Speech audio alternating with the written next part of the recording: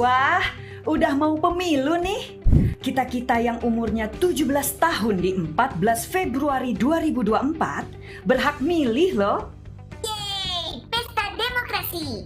Ini pemilu pertamaku. Kita pilih pemimpin yang asik.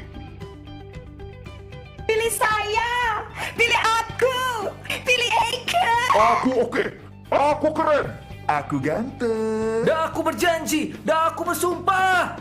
Sumpah. Lah, bingung. Duh, males deh. Bingung ya, mau pilih yang mana? Banyak banget. Nah, ini dia 5 karakter pemimpin asik yang mesti kamu cermati. Cerdas. Dia mampu berpikir tajam dan paham dengan cepat. Fokus pada membangun bangsa dan masyarakat. Tegas. Tidak ragu dan selalu teguh berpegang pada kebenaran. Jujur, tidak korupsi, terbuka, berkata apa adanya. Toleran. Ia menghargai perbedaan, baik berupa pendapat, kepercayaan, budaya, dan lainnya. Sosial. Pemimpin yang peduli dan mengasihi sesama. Dan yang pasti, setia pada Pancasila, Undang-Undang Dasar 1945, dan NKRI. Nah, cari tahu dari sekarang siapa pemimpin asik pilihanmu.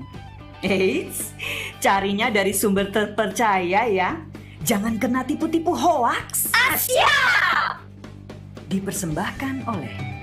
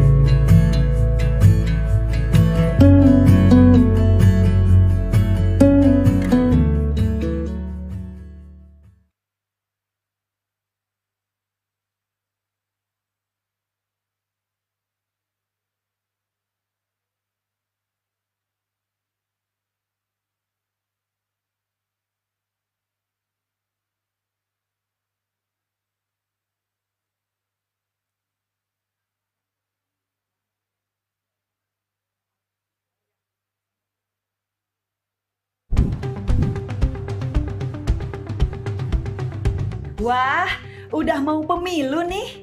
Kita-kita yang umurnya 17 tahun di 14 Februari 2024 berhak milih loh.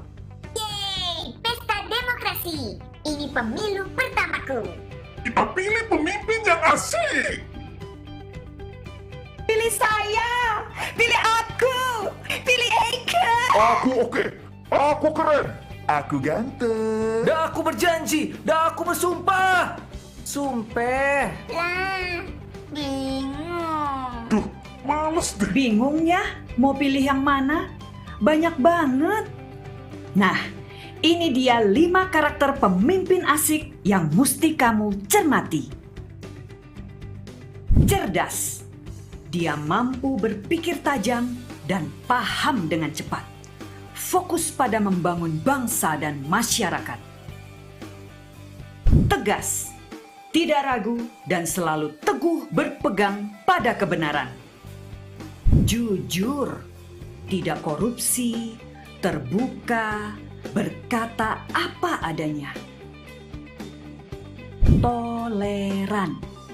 Ia menghargai perbedaan, baik berupa pendapat, kepercayaan, budaya, dan lainnya.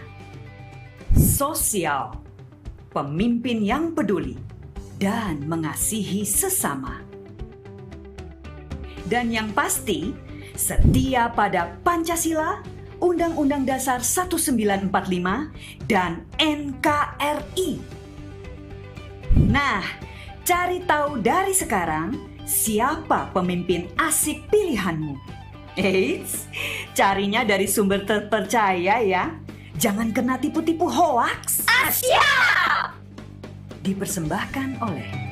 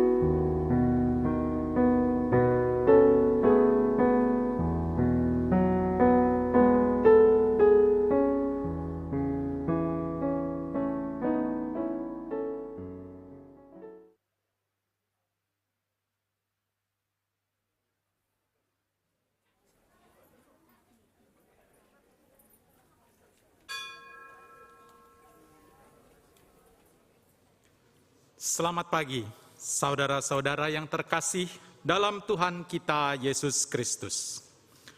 Sebelum kebaktian kita mulai, kami mohon perhatian jemaat untuk beberapa warta lisan sebagai berikut.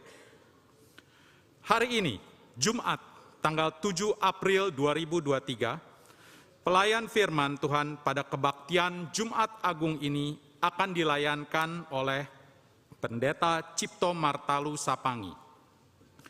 Pada hari ini juga akan dilayankan sakramen perjamuan kudus. Mohon agar umat dapat mempersiapkan diri. Selanjutnya, kami mengundang jemaat dan simpatisan untuk mengikuti kebaktian Sabtu Sunyi pada hari Sabtu, tanggal 8 April 2023 jam 18.30, dilayankan oleh Pendeta Cipto Martalu Sapangi. Berikutnya, kebaktian Minggu Paskah akan diadakan pada hari Minggu, 9 April 2023, jam 6.30 dan jam 9, dengan pembawa firman Pendeta Cipto Martalu Sapangi. Pada kebaktian jam 9 akan dilayankan sakramen baptis dewasa, pengakuan percaya atau CD, dan penerimaan anggota. Mohon doa dan dukungan jemaat. Berikutnya, Komisi Anak GKI Puri Indah mengajak putra-putri jemaat sekalian untuk merayakan Paskah Komisi Anak dengan tema Into the Wild. Life is wild, God is good. Pada hari Minggu, 16 April 2023, pukul 15, bertempat di Ruang Serbaguna lantai 1 GKI Puri Indah dengan pembawa firman Kak Hafer Kaunang.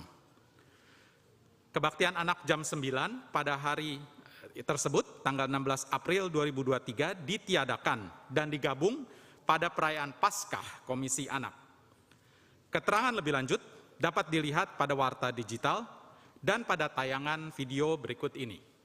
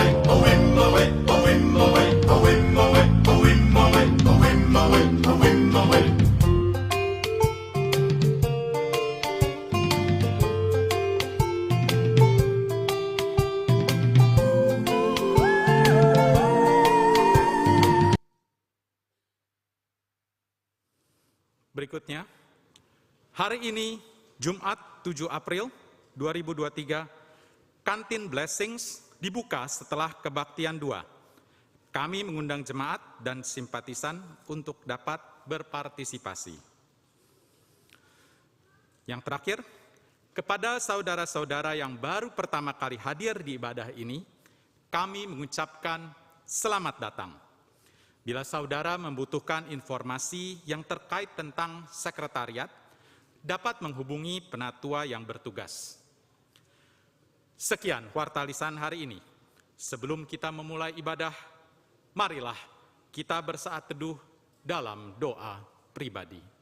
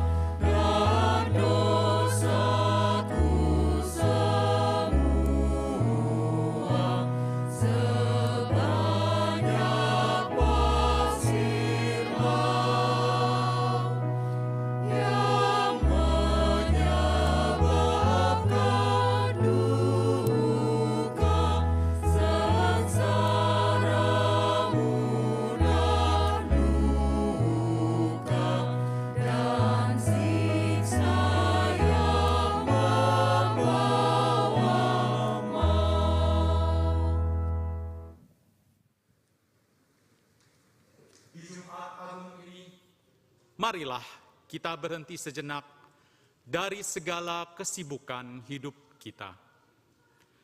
Marilah kita memusatkan perhatian pada peristiwa penyaliban Yesus.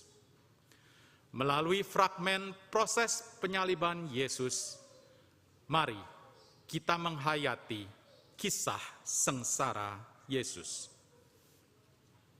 Bersama dengan mata jasmani, kita yang menyaksikan fragmen Via Dolorosa, biarlah mata rohani kita dapat melihat betapa besar dan ajaib pengorbanan yang telah Yesus lakukan melalui kematiannya.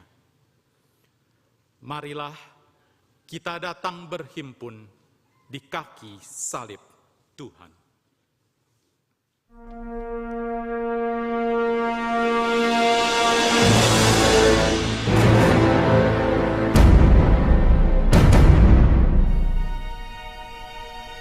Siapakah kita?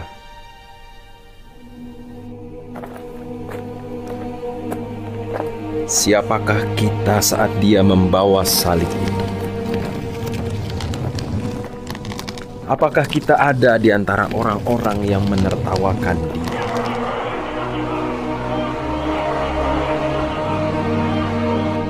Apakah kita tak mau membela Dia walau Dia tak bersalah?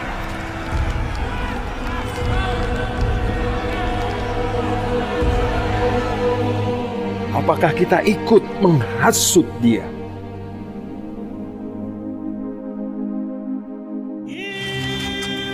Atau kita ikut menyiksa dan merobek-robek tubuhnya?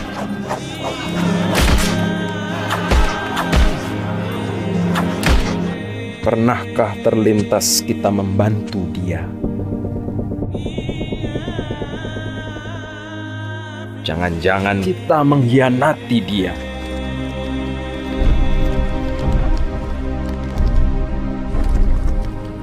Jangan-jangan kita malah menyangkal Dia.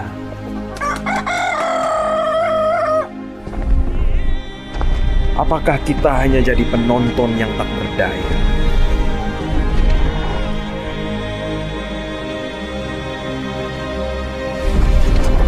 Siapakah kita? Yang mana kita?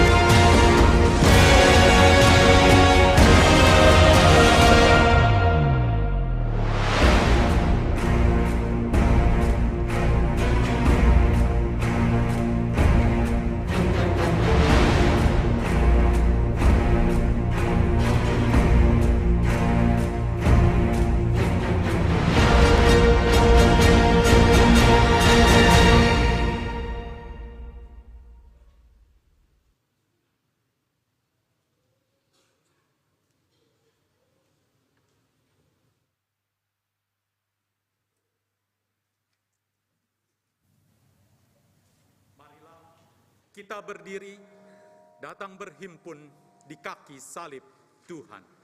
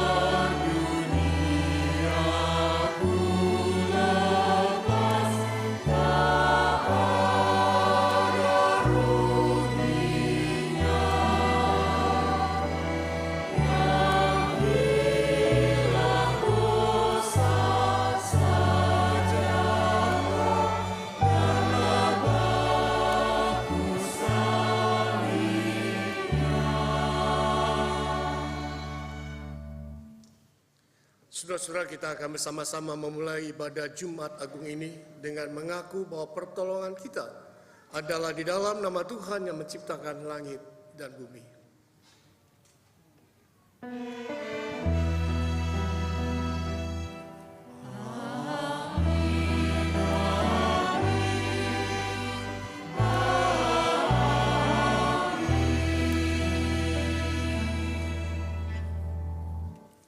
Tuhan beserta kita. Silakan duduk. Saudara-saudara yang kasih Tuhan, di hari Jumat Agung ini kita akan merenung tentang salib. Sejatinya salib adalah hukuman. Salib itu tanda kehinaan. Namun ketika Kristus disalib, salibnya menjadi lambang kemuliaan, lambang pengorbanan. Salib menjadi bentuk pemulihan Kristus dan pemenuhan kasih Allah. Salib menjadi alat penebusan bagi dosa saudara dan saya. seperti yang Paulus sampaikan di dalam suratnya kepada jemaat Kristen di Galatia. Galatia 8 ayat 14. Tetapi aku sekali-kali tidak mau berpegang selain dalam salib Tuhan kita, Yesus Kristus. Sebab olehnya dunia telah disalibkan bagiku dan aku bagi dunia. Saudara-saudara yang kasih Tuhan, sudahkah kita benar-benar dapat mengatakan dunia telah disalibkan bagiku dan aku bagi dunia? Sudahkah kita memegahkan Kristus atau justru kita lebih sering memegahkan diri sendiri? Mari kita memeriksa diri kita masing-masing. Kita menaikkan doa pengakuan dosa kita. Ya Allah yang pemurah, kami berhimpun kembali hari ini di bawah kaki salib-Mu. Kami mengaku bahwa karena dosa-dosa kamilah Kristus disalibkan walau tidak bersalah. Tuhan, kasihanilah kami. Kami mengaku bahwa sebagai umat yang telah ditebus, kami kerap gagal menjalani kehidupan yang kudus. Ya Tuhan, kasihanilah kami. Kami mengaku bahwa sekalipun kami telah diperdamaikan dengan-Mu Tuhan, terkadang kami belum hidup dalam perdamaian. Ya Tuhan, kasihanilah kami. Kami mengaku bahwa sebagai murid Kristus, kadang kami gagal menyangkal diri, memikul salib dan mengikut Dia. Ya Tuhan, kasihanilah kami. Kami mengaku bahwa kami suka memegahkan diri lebih daripada bermegah di dalam salib-Mu. Ya Tuhan, kasihanilah kami.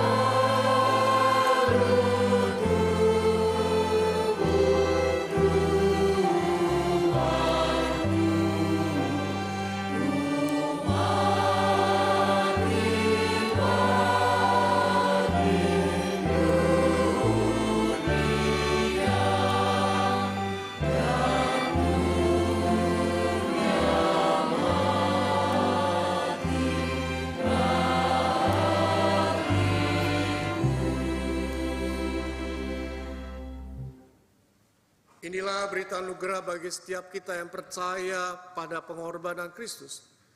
Di dalam surat 1 Petrus pasal 2 ayat 24. Ia sendiri telah memikul dosa kita di dalam tubuhnya di kayu salib, supaya kita yang telah mati terhadap dosa hidup untuk kebenaran. Oleh bilur-bilurnya kamu telah sembuh. Saudara-saudara yang kasih Tuhan, di dalam Kristus engkau telah diampuni. Di dalam Kristus engkau pun telah diampuni. Kita akan bersama-sama memakukan nama kita di salib. Kita mengakui bahwa sejatinya kitalah yang harus disalibkan karena dosa-dosa kita. Namun demikian Kristus mati di sana untuk menggantikan kita. Di atas salib itu ada nama saudara dan nama saya. Mari kita bersama-sama mengamini rahmat Tuhan yang ajaib. Dengan maju ke depan membawa kertas berisi nama kita dan keluarga kita. Setelah itu kita akan menancapkannya di salib yang ada di depan. Kita melakukannya disertai dengan sebuah tekad, jadi nggak sekedar pasang, tapi kita imani, kita yakini, kita akan diingatkan betapa pentingnya kita menghargai pengorbanan Kristus dan kita mau berjanji kita mau meninggalkan dosa-dosa kita. Proses ini akan dimulai dari majelis jemaat, kemudian diikuti dari umat yang duduk di tengah, diikuti samping, bagian atas, dan mengikuti arahan panitia.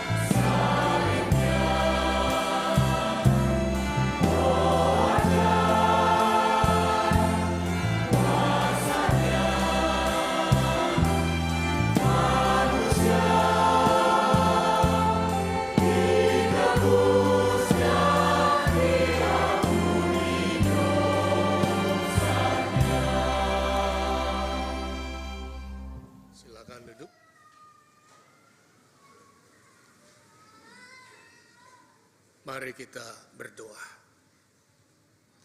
Tuhan, di rumah ini, di tempat ini, Engkau telah melihat setiap kami. Ketika kami menyaksikan prosesi Yesus yang memanggul salib, dan ketika Engkau melihat kami satu persatu memakukan nama kami, keluarga kami di salib itu, Ini sebuah tekad buat kami bahwa kami ingin merangkul salib itu. Kami akan menjalani hidup kami bersama dengan Kristus yang disalib. Yang mungkin di dalam perjalanan kami mengalami kesakitan dan penderitaan. Kami mengalami penolakan dan keterasingan. Kami mengalami dicampakkan dan tidak dianggap. Tetapi kami tidak akan undur. Kami tidak akan kendor. Kami tidak akan melepaskan pegangan kami dari salib-Mu, ya Allah. Karena di sana kami boleh bisa melihat dan merasakan karya Allah yang menyelamatkan kami. Kami boleh bisa mengalami perjumpaan Allah yang mengasihi dan menyelamatkan kami. Pagi ini bersama dengan seluruh umat-Mu di muka bumi, ketika kami merayakan Jumat Agung, kami diingatkan bukan hanya mengenang Kristus yang mati di kayu salib, tapi kami juga mau mengingat tentang Allah yang menjadi manusia dan mati untuk menyelamatkan kami. Dan di dalam peringatan kematian itu kami mau merefleksikannya dengan bersama-sama menyambut undangan perjamuan kudus. Penuhi hati kami Tuhan dengan sukacita firman-Mu.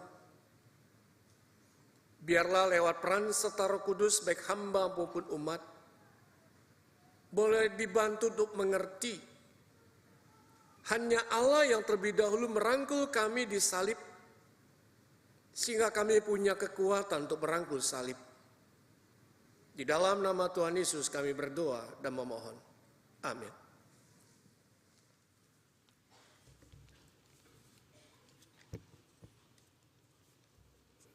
Bacaan pertama diambil dari kitab Yesaya 52 ayat 13 sampai Yesaya 53 ayat 12. Sesungguhnya hambaku akan berhasil, ia akan ditinggikan, disanjung dan dimuliakan. Seperti banyak orang akan tertegun melihat dia begitu buruk rupanya, bukan seperti manusia lagi, dan tampaknya bukan seperti anak manusia lagi. Demikianlah ia akan membuat tercengang banyak bangsa. Raja-raja akan mengatupkan mulutnya melihat dia. Sebab apa yang tidak diceritakan kepada mereka akan mereka lihat, dan apa yang tidak mereka dengar akan mereka pahami. Yesaya 53. Siapakah yang percaya kepada berita yang kami dengar?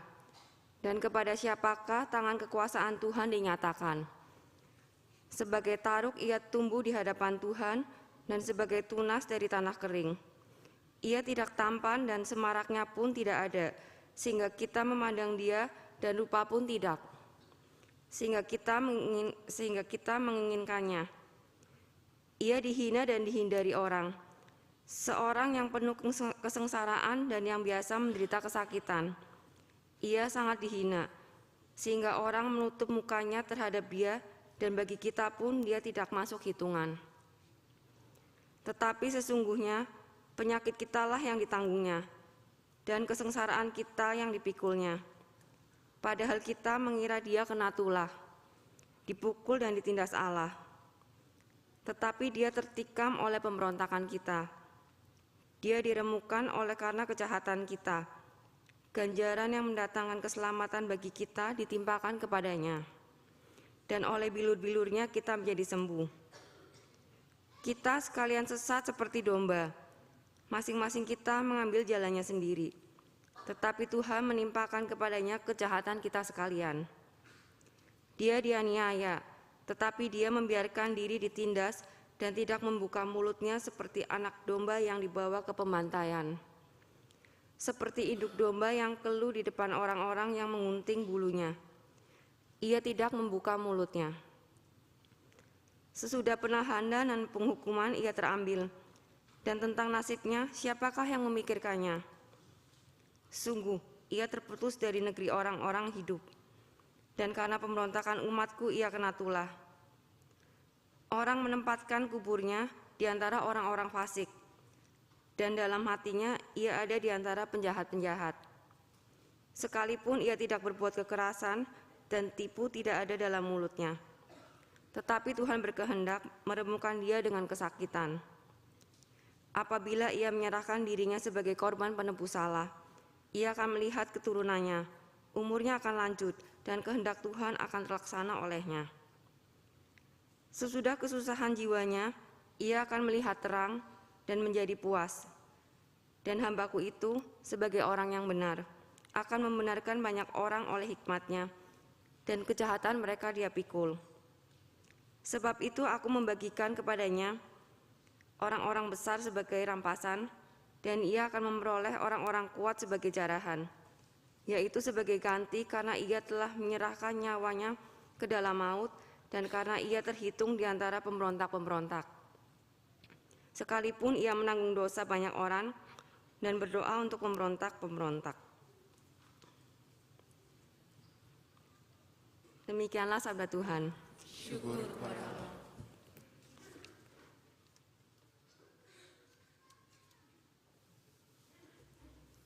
Sebagai antar bacaan, marilah kita menyanyikan dari Mazmur 22.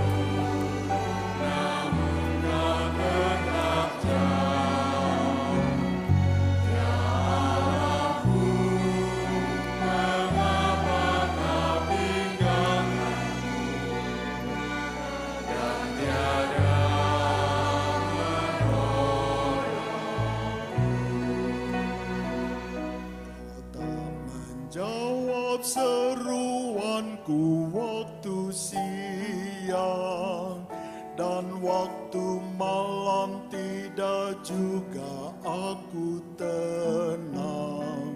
Padahal Kau Allah yang kudus dan berkuasa, bertata di atas pujian Israel.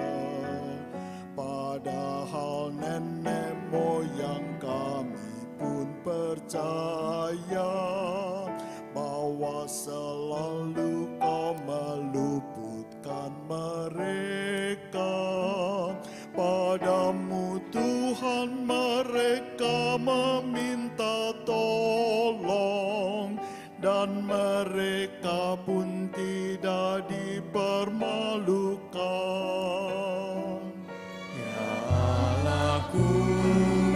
Mengapa Kau tinggalkanku? Berseru, namun Kau tetap jauh. Ya Allahku, mengapa Kau tinggalkanku? Dan tiada menolongku.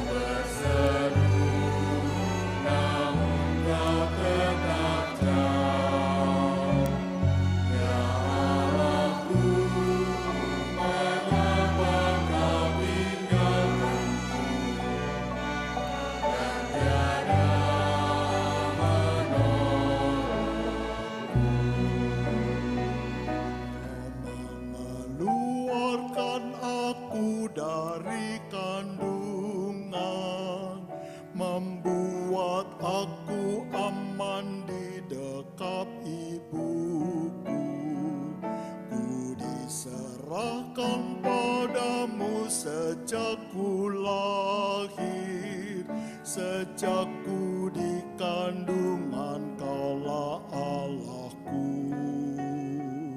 Janganlah jauh dariku dan tolong aku, sebab kesusahan telah mendekatiku. Banyaklah pantem-pantem basah mengepungku, bagaikan singa siap menerkamku.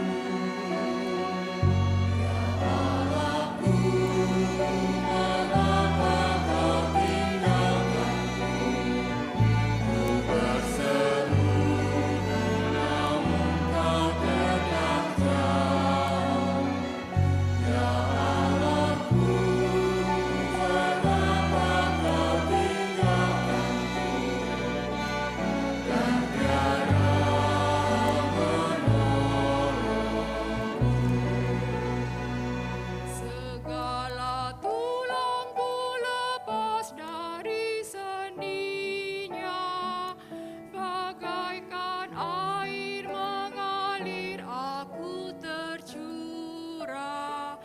Hancur luluhlah hatiku bagaikan lilin, sebab Kau taruh aku dalam debu maut. Para penjahat datang dan mengepung aku, mereka pun menusuk tangan dan kakiku, menonton dan membagi-bagi pakaianku, sambil membuang undi atas jubahku.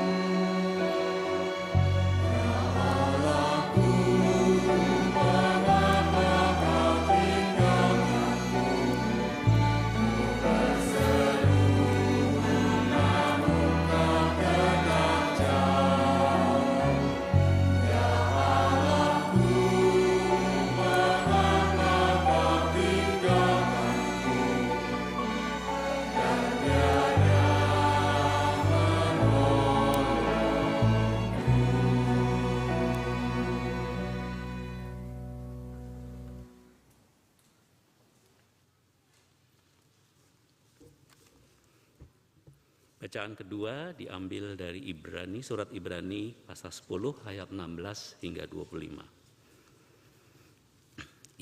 Surat Ibrani 10 ayat 16 hingga 25 demikian. Sebab setelah ia berfirman, inilah perjanjian yang akan kuadakan dengan mereka sesudah waktu itu. Ia berfirman pula, aku akan menaruh hukumku di dalam hati mereka dan menuliskannya dalam akal budi mereka. Dan aku tidak lagi mengingat dosa-dosa dan kesalahan mereka. Jadi apabila untuk semuanya itu ada pengampunan, tidak perlu lagi ada persembahan korban karena dosa. Jadi saudara-saudara, oleh darah Yesus kita sekarang penuh keberanian dapat masuk ke dalam tempat kudus. Karena ia telah membuka jalan yang baru dan yang hidup bagi kita melalui tabir, yaitu dirinya sendiri. Dan kita mempunyai seorang imam besar sebagai kepala rumah Allah. Karena itu marilah kita menghadap Allah dengan hati yang tulus ikhlas dan keyakinan iman yang teguh. Oleh karena hati kita telah dibersihkan dari hati nurani yang jahat dan tubuh kita telah dibasuh dengan air yang murni. Marilah kita teguh berpegang pada pengakuan tentang pengharapan kita, sebab Ia yang menjanjikannya setia. Dan marilah kita saling memperhatikan supaya kita saling mendorong dalam kasih dan dalam pekerjaan baik. Janganlah kita menjauhkan diri dari pertemuan-pertemuan ibadah kita seperti dibiasakan oleh beberapa orang. Tetapi marilah kita saling menasihati dan semakin giat melakukan menjelang hari Tuhan yang mendekat. Demikianlah sabda Tuhan. Syukur kepada Allah. Saya mengundang kita sekalian sama-sama berdiri, kita akan membuka Injil Tuhan Yesus Kristus menurut Injil Yohanes pasal 19 ayat 16 sampai ayat yang ke-37. Yohanes pasal 19 ayat 16 sampai 37 kita akan membaca terdiri dari beberapa bagian. Akhirnya Pilatus menyerahkan Yesus kepada mereka untuk disalibkan. Mereka menerima Yesus. Sambil memikul salibnya, ia pergi keluar ke tempat yang bernama tempat tengkorak dalam bahasa Ibrani Golgota. Dan di situ ia disalibkan mereka, dan bersama-sama dengan dia disalibkan juga dua orang lain, sebelah menyebelah Yesus di tengah-tengah. Dan Pilatus menyuruh memasang juga tulisan di atas kayu salib, itu bunyinya, Yesus orang Nazaret, Raja orang Yahudi. Banyak orang Yahudi yang membaca tulisan itu sebab tempat di mana Yesus disalibkan letaknya dekat kota dan kata-kata itu tertulis dalam bahasa Ibrani, bahasa Latin, dan bahasa Yunani. Maka kata imam-imam kepala orang Yahudi kepada Pilatus, "Jangan engkau menulis Raja orang Yahudi, tetapi bahwa ia mengatakan aku adalah Raja orang Yahudi." Jawab Pilatus, "Apa yang kutulis tetap tertulis."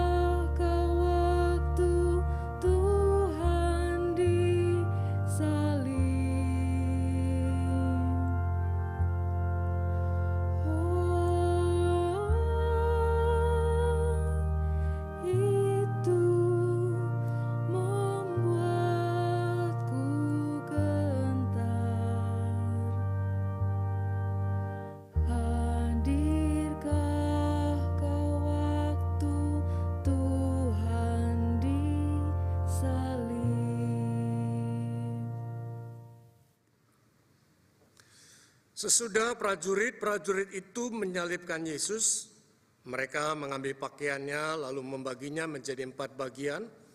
Untuk tiap-tiap prajurit 1 bagian dan jubahnya juga mereka ambil.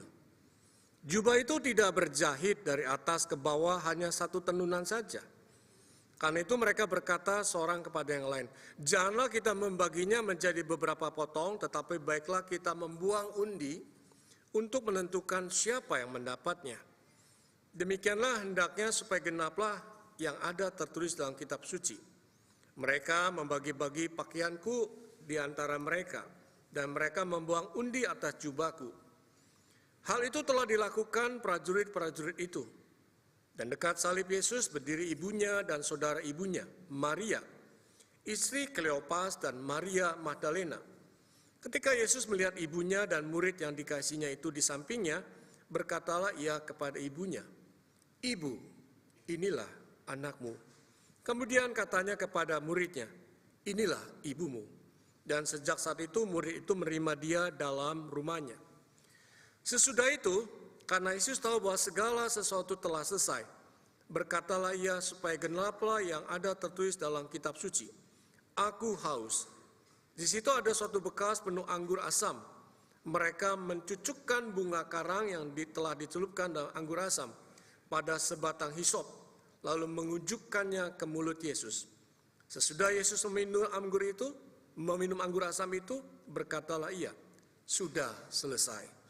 Lalu ia menundukkan kepalanya dan menyerahkan nyawanya.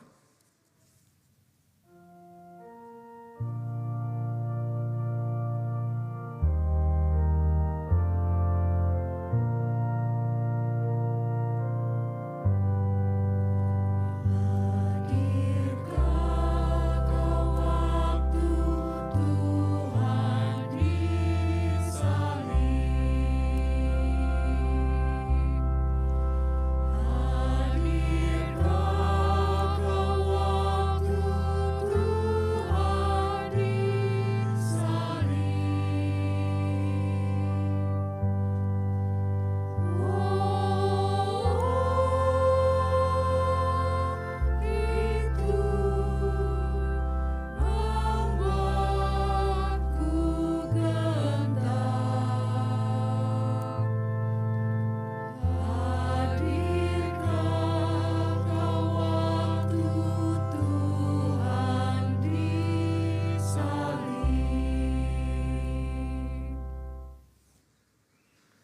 Karena itu hari persiapan dan supaya pada hari Sabat mayat-mayat itu tidak tinggal tergantung pada kayu salib, sebab Sabat itu adalah hari yang besar, maka datanglah orang-orang Yahudi kepada Pilatus dan meminta kepadanya supaya kaki orang-orang itu dipatahkan dan mayat-mayatnya diturunkan. Maka datanglah prajurit-prajurit itu lalu mematahkan kaki orang yang pertama dan kaki orang yang lain yang disalibkan bersama-sama dengan Yesus. Tetapi ketika mereka sampai kepada Yesus dan melihat bahwa ia telah mati, mereka tidak mematahkan kakinya. Tetapi seorang dari antara prajurit itu menikam lambungnya dengan tombak, dan segera mengalir keluar darah dan air. Dan orang yang melihat hal itu sendiri yang memberikan kesaksian ini, dan kesaksiannya benar. Dan ia tahu bahwa ia mengatakan kebenaran supaya kamu juga percaya. Sebab hal itu terjadi supaya genaplah yang tertulis dalam kitab suci. Tidak ada tulangnya yang akan dipatahkan. Dan ada pula nas yang mengatakan, mereka akan memandang kepada dia yang telah mereka tikam.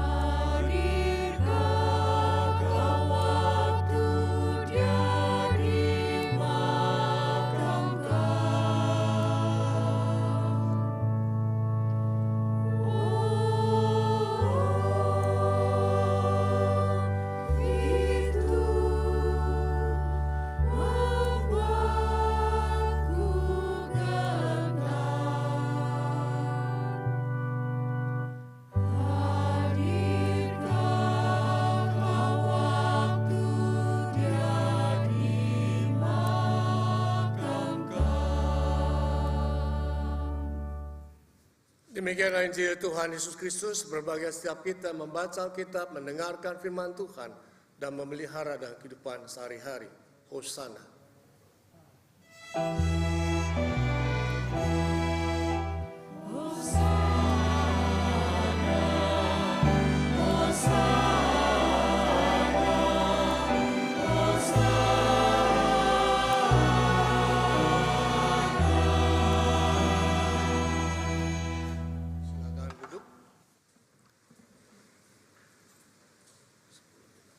Saudara-saudara, tema kita adalah salibmu ku rangkul teguh. Kira-kira menurut kita kata-kata apa yang paling tepat untuk menjadi alasan kita, menjadi dasar kita, sehingga kita dengan mantap kita mengatakan salibmu ku rangkul teguh. Kira-kira kata apa ya Bapak Ibu? Kata-kata apa? Kata-kata tentang kasihkah? Pengorbanankah? Atau solidaritaskah? Mungkin masing-masing di antara kita punya alasan yang dapat dipertanggungjawabkan tentang sebuah kata yang menjadi dasar agar kita bisa merangkul teguh salib itu. Tapi kalau itu ditanyakan pada saya akan mengatakan kata yang akan saya pilih adalah kata solider. Salib itu identik dengan sikap Allah yang solider. Apakah solider itu? Solider adalah kesediaan diri untuk senasib, sepenanggungan dengan orang yang lebih susah, lebih menderita. Salib adalah sikap Allah yang solider, lebih dari apa yang kita lakukan kepada yang lebih susah. Suatu kali Alexander Agung, pemimpin tertinggi negara Makedonia, bersama dengan sejumlah besar pasukan melakukan sebuah perjalanan ekspedisi ke India. Perjalanan berangkat mereka aman-aman saja. Tapi ketika mereka berjalan pulang, mereka harus melalui padang gurun yang kering, yang tandus, dan persediaan air yang mereka bawa sangat terbatas. Alexander Agung sebagai pemimpin tertinggi, dia tentu punya hak istimewa, bukan? Dia siap untuk tidak kehausan. Dia bisa kapan saja, di mana saja dia pakai hak istimewa itu. Tapi Alexander tidak memanfaatkan hak istimewanya. Dia menunjukkan sikap solidernya kepada pasukannya. Sekalipun dia punya hak istimewa, tapi tidak dipakai. Di hadapan para prajuritnya, dia buka tempat airnya. Dia tumpahkan sehingga botol itu kosong. Sikap ini menunjukkan bahwa dia mau senasib, sepenanggungan. Dia bukan sekedar mengatakan saya mau solider, tetapi dia betul-betul hadir ikut merasakan kehausan para prajuritnya. Dia ikut merasakan penderitaan para prajuritnya. Betapa pentingnya kita menghayati makna salib. Itu juga yang boleh menginspirasi pencipta lagu Nun di Bukit yang Jauh. NKB berapa Bapak Ibu? Nun di Bukit yang Jauh, yang kalimatnya salah satunya menjadi tema khotbah Jumat Agung. NKB 83. Dia adalah Georgie Bennell. Bagi dia bahwa salib bukan simbol keagamaan saja, tapi bukti terjadinya inti keselamatan Allah. Di salib itu kita diingatkan bahwa Allah mengasihi kita. Karena kasihnya maka Allah selalu mencari kita. Allah selalu menghampiri kita. Karena kasihnya maka Allah pun menghampiri bangsa Israel. Yang di dalam bacaan Alkitab kita, di dalam Yesaya pasal 52 hingga ayat 13 sampai pasal 53 ayat 12. Israel ada di tempat pembuangan, hidup dalam penderitaan, hidup yang susah, yang tidak merdeka, tersiksa, teraniaya, tertindas, tidak nyaman. Allah mengerti. Allah tahu, Allah paham, Allah tidak tinggal diam. Karena itu melalui Nabi Yesaya Allah menyampaikan nubuatannya akan hadir seorang hamba Tuhan. Hamba Tuhan yang menderita. Digambarkan hamba Tuhan itu adalah manusia yang lemah, yang tidak tampan, dia ditolak, dia dihina, dia dihindari, dia diremehkan, dipandang sebelah mata, tidak dianggap. Penderitaannya seperti anak domba yang dibawa ke pembantaian, tinggal menunggu kematian.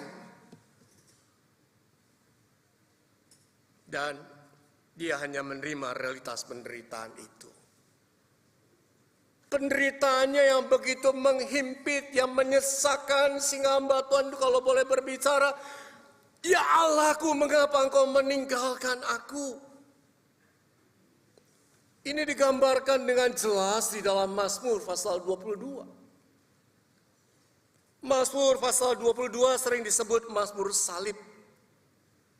Yang begitu rinci melukiskan penderitaan Tuhan Yesus di kayu salib.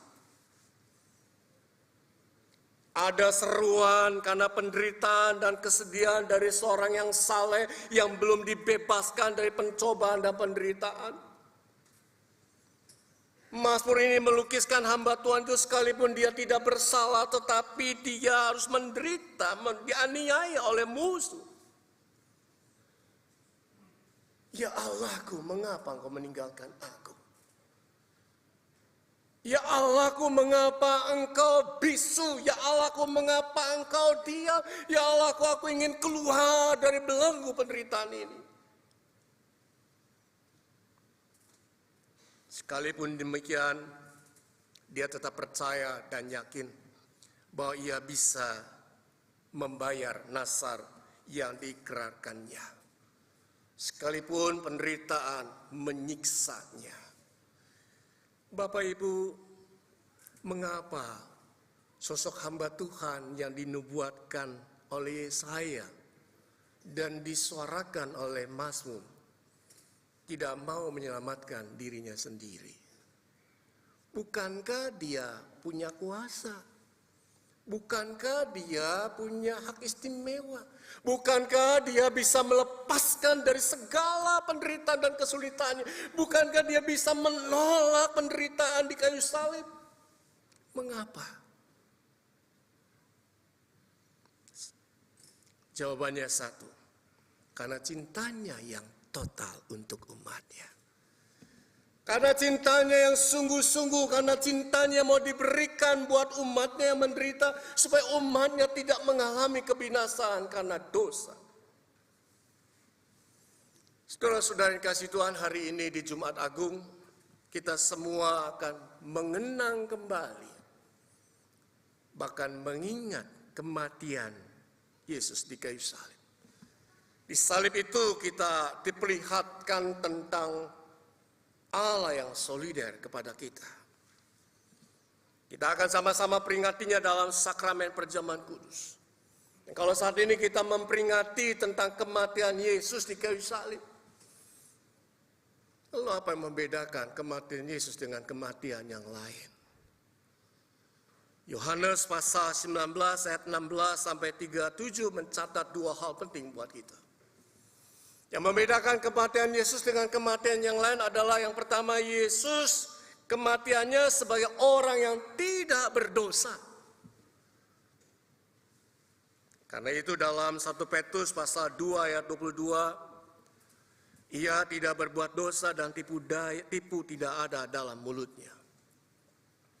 Yang kedua, kematian Yesus terjadi dari hasil konspirasi yang memang diskenariokan. Di sana ada para imam kepala, Pilatus, Kayafas, prajurit Roma, yang memang mau menangkap, membunuh Yesus. Karena itu untuk mengingat peristiwa kematian, maka setiap kali hari Minggu nama Pilatus sering disebut oleh kita pada saat kita mengucapkan pengakuan iman rasuli. Salib itu adalah benda mati, salib adalah alat yang menunjukkan penghukuman. Tapi di salib itu Allah membuktikan kasih-Nya kepada kita. Allah menunjukkan sikap solidernya kepada kita. Pertanyaan saya, kalau kita sudah dikasih dan selamatkan Allah, apa sikap kita? Apa respon kita? Apa yang kita lakukan? Penulis Ibrani pasal 10, khususnya ayat 24 dan 25, mengajak kepada kita agar kita bisa hadir untuk bisa menunjukkan relasi persekutuan yang baik.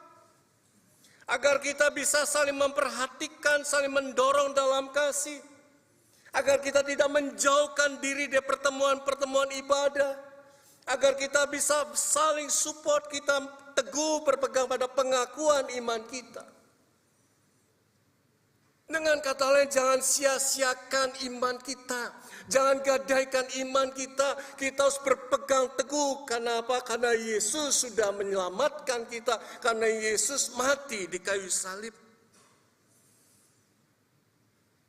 Karena itu Bapak Ibu, ketika kita maju satu persatu memakukan nama kita di salib itu, ini adalah sebuah tantangan buat Anda dan saya. Kita mau sungguh-sungguh memakukan dosa-dosa kita, memakukan kedagingan kita, memakukan segala kebobrokan kita, memakukan segala yang mempermalukan Tuhan. Kita mau merangkul, artinya kita mau bersama-sama berjalan. Kita tidak menghindar dari berbagai kesulitan dan penderitaan. Karena Kristus sudah terlebih dahulu mau mati untuk kita. Karena dosa. Sebenarnya Anda dan saya yang harus berada di salib itu.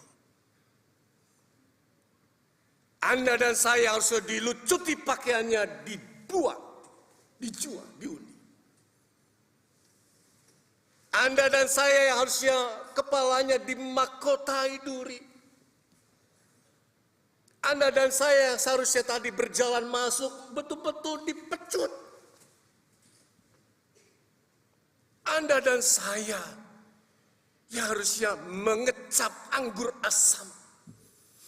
Anda dan saya yang harusnya ditusuk lambungnya. Anda dan saya harusnya memang layak di situ. Mengapa? Karena kita sudah selingkuh. Kita sudah selingkuh dengan dosa. Kita sudah bermain-main dengan dosa. Berangkali kita mengkhianati Kristus. Berangkali kita menodai kasih Kristus. Berangkali kita membunuh cinta Kristus. Saudara-saudara yang dikasihi Tuhan. Tapi kalau saat ini kita bisa bertemu muka di ibadah Jumat Agung. Ini adalah sebuah anugerah dari Tuhan buat kita. Ini sebuah bukti bahwa kasih Allah tidak pernah berubah. Jangan karena setiap kali kita membaca Alkitab, lalu kita akan mengatakan bahwa Allah semakin mengasihi kita. Jangan karena kita sudah aktif melayani ini dan itu, lalu kita mengatakan Allah mengasihi kita. Tidak pernah menambah. Mengapa? Karena Allah terlebih dahulu mengasihi kita sebelum kita berbuat sesuatu. Jadi kalau kita sedang berbuat dosa saat ini, maka itu tandanya bahwa kita sedang berhenti mengasihi Allah.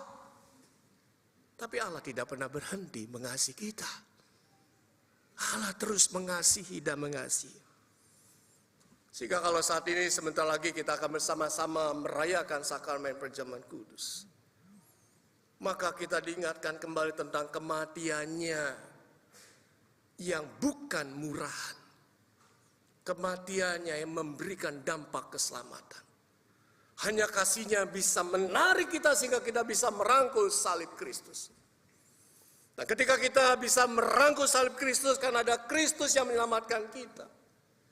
Pertanyaan untuk kita sekalian yang perlu direfleksikan dan dijabarkan. Sebagai orang yang sudah merangkul salib Kristus, Bapak Ibu. Berapa besar perubahan-perubahan hidup yang mau kita hadirkan untuk menyukakan hati Tuhan.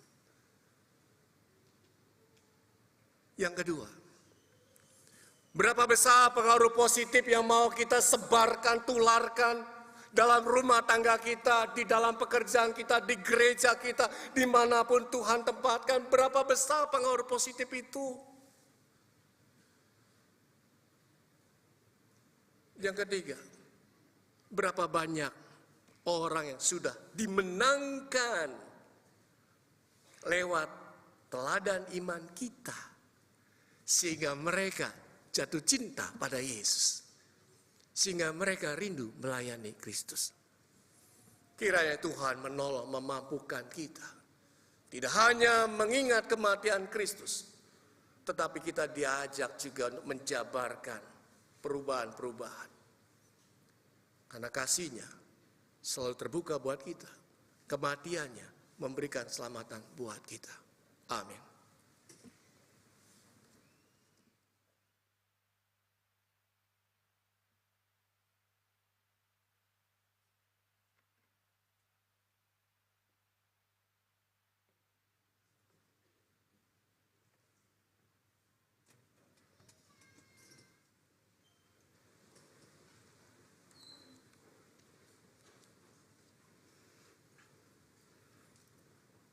Marilah bersama dengan umat Allah di masa lalu, masa kini, masa depan, mengingat janji baptisan kita dengan mengikrarkan pengakuan iman rasuli demikian.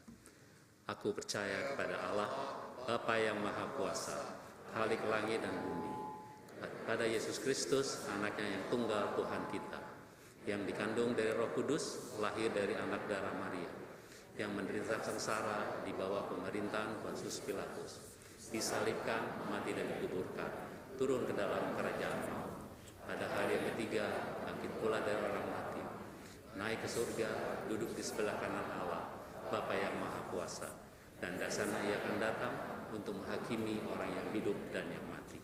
Aku percaya kepada Roh Kudus, gereja yang kudus dan am, persekutuan orang kudus, pengampunan dosa, kebangkitan orang mati, dan hidup yang kekal. Amin.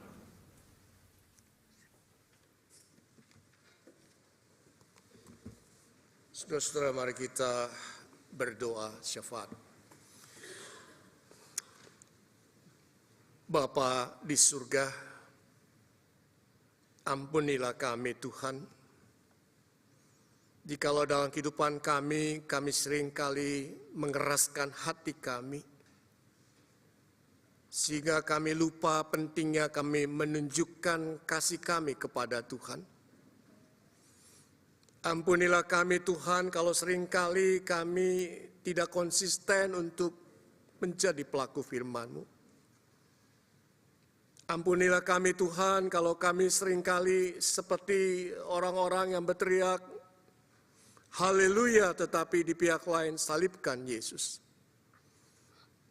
Ampunkan diri kami Tuhan kalau kami suka memegahkan diri dan tidak mau memegahkan Engkau. Betapa Engkau mengasihi kami, betapa Engkau konsisten dalam menyelamatkan kami.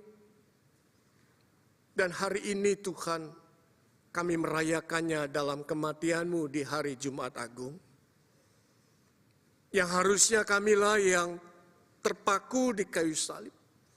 Yang harusnya kami yang dipecut, yang harusnya kami menerima mahkota duri, yang harusnya kami ditusuk lambungnya, yang harusnya kami dipermalukan. Tapi Engkau mengizinkan anak-Mu untuk mati buat kami. Inilah yang menjadikan latar belakang kami mau merangkul-Mu ya Allah.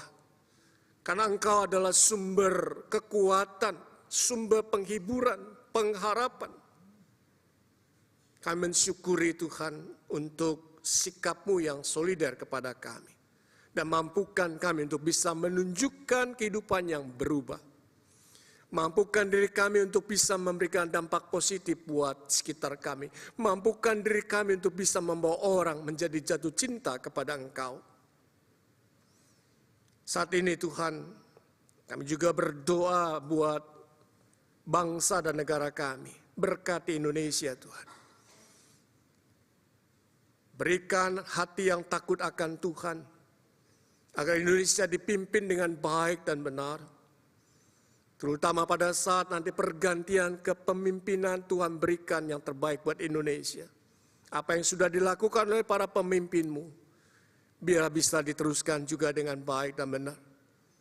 Berkati agar gereja juga bisa menyuarakan kebenaran, gereja menyuarakan keadilan, sehingga banyak orang diberkati oleh kehadiran gereja. Bapa, kami juga berdoa saat ini buat saudara-saudara kami yang sakit. Kami berdoa untuk Bapak Ibrahim, papi daripada Ibu Feni Mulyaman. Kami berdoa untuk Bapak Bayudi, suami daripada Ibu Yulisari. Untuk Ibu Teresia Gunawan yang akan menjalani operasi. Ibu Eviliston yang terus sedang menjalani pengobatan. Ibu Palawati, Josia yang di KL, Ibu Ratna di Malang, Bapak Halim di Intercom, dan anaknya yang cukup serius sakitnya, Budi di Amerika Serikat. Untuk Ibu Liong Nuke, untuk rekan penatua Anne, untuk Bapak Rianto, Bapak Budiman, dan beberapa nama lain yang tidak disebutkan tapi dalam keadaan lemah dan tak berdaya. Pakai kami untuk menjadi sahabat buat mereka. Berkati keluarga dengan kekuatan dari Tuhan agar bisa menjadi berkat buat yang sakit. Tuhan lawatlah mereka, sembuhkan, sehatkan mereka. Berkati juga setiap kami yang minggu depan, tanggal 9 April, akan menerima sakramen baptis dewasa, sidi, dan penerimaan. Biarlah dalam peristiwa Paskah, kami tidak hanya mensyukuri kebangkitan Kristus yang memberikan kepastian, tapi kami juga menunjukkan sikap hidup yang bisa memuliakan Tuhan. Terima kasih Tuhan, di dalam nama Tuhan Yesus kami berdoa dan bersyukur. Amin.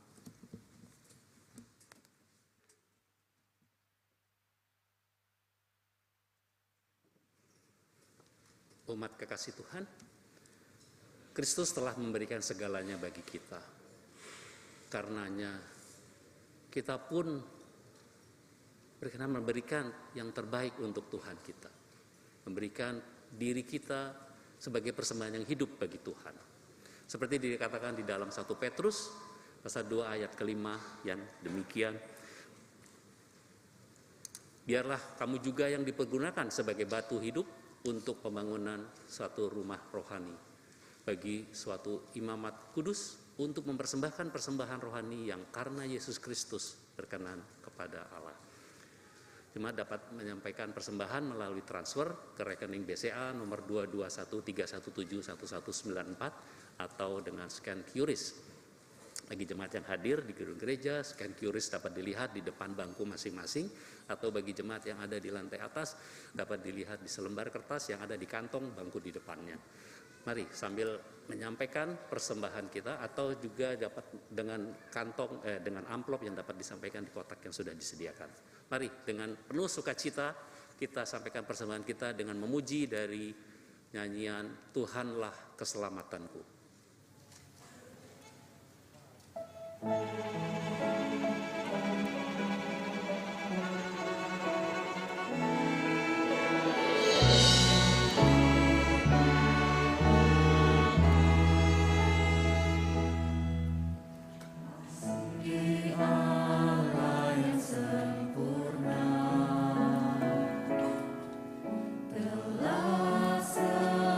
Selamatkan kita,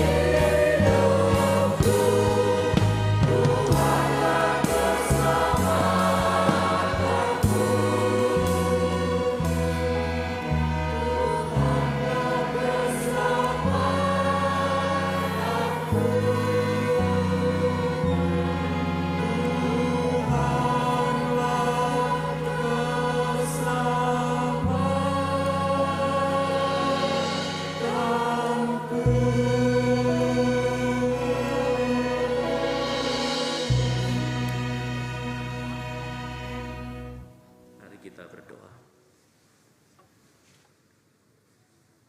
Ya Tuhan, kami bersyukur atas pengorbanan Kristus di kayu salib, yang memungkinkan kami hidup sebagaimana kami ada sekarang. Terimalah Tuhan, ucapan syukur kami kepadamu dalam bentuk persembahan ini.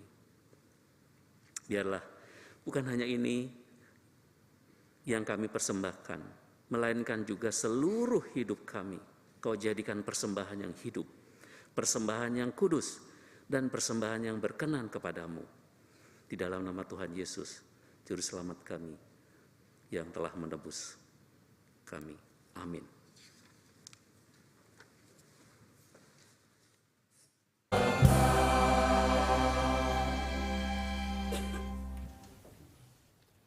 Saudara-saudara, sebelum masuk di dalam pengutusan, diberitahukan kepada kita dua hal. Yang pertama, besok Sabtu ada ibadah Taise di Kekepuri, ibadah Taise Sabtu sore. Dan yang kedua, Bapak Ibu setelah selesai ibadah, Bapak Ibu bisa turun di lantai 2. Di situ ada unit pelayanan kantin. Jadi kita bisa sambil nongki-nongki, kita saling berbaur, berbagi kasih sehingga saling berkati satu sama lain. Mari kita lanjutkan ziarah kehidupan kita masing-masing dengan memegang teguh salib Yesus. Ingatlah selalu akan besarnya kasih sayang Tuhan yang telah kita terima. Responlah kasih Tuhan dengan sikap mengasihi satu sama lain kepada setiap orang yang kita jumpai dalam kehidupan sehari kita.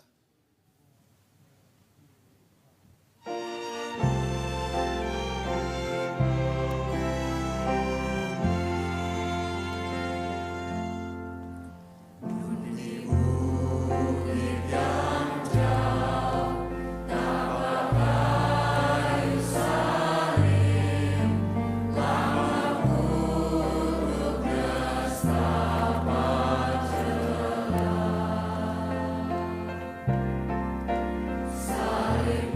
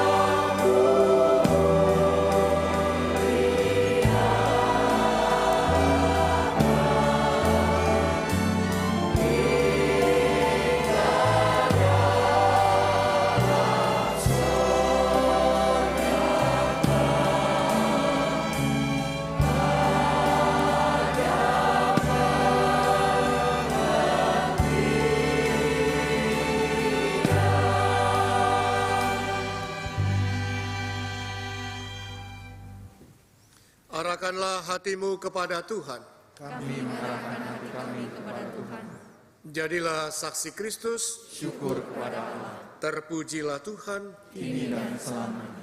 Terimalah berkat Tuhan. Kiranya di dalam salib Kristus engkau menemukan dasar yang kokoh bagi imanmu, jangkar yang kuat bagi pengharapanmu, dan jaminan yang teguh bagi pengampunan dosamu. Kiranya berkat Tuhan menyertaimu kemanapun kau pergi, sekarang dan selamanya.